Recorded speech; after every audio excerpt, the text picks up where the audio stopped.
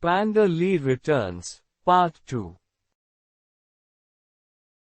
Lee had recovered from his harrowing journey in the time it took the animals to build him a raft to get back home.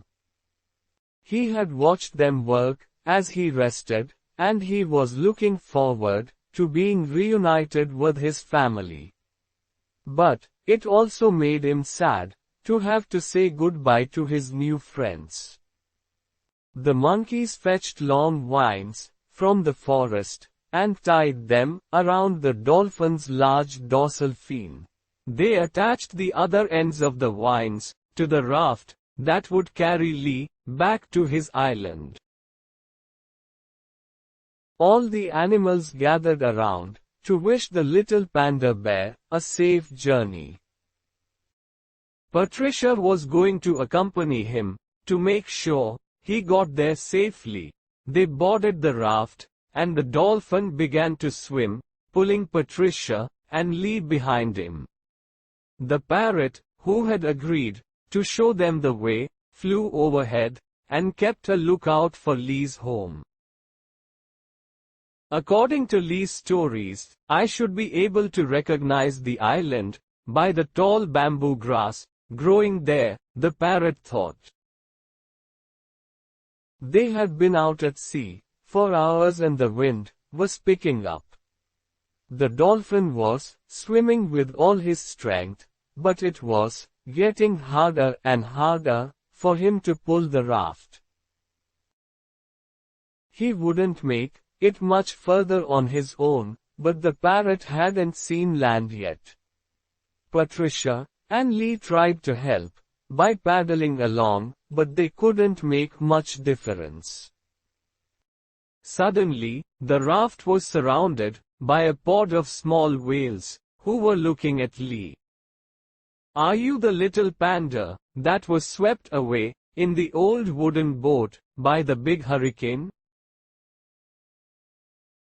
Your parents and brothers have been looking for you for several days. They asked us to try and find you." "Yes, that's me. We are looking for the way home," cried Lee excitedly. "But my friend the dolphin is already exhausted and can hardly pull the raft." "We'll take it from here," the whales said in chorus. Patricia freed the dolphin from the vines and thanked him for his help. He wished everyone luck for the rest of the journey and swam away. The parrot landed on the raft and said, "I have had to fly against the wind this whole time, and visibility is getting worse. I need to rest too." He wished them luck on the rest of the journey and flew away.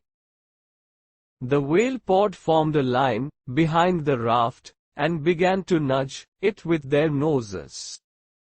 The whales swam so fast that they all arrived quickly at the beach where Lee had begun his involuntary adventure. Patricia saw the tall bamboo trunks that surrounded the land and knew they were in the right place.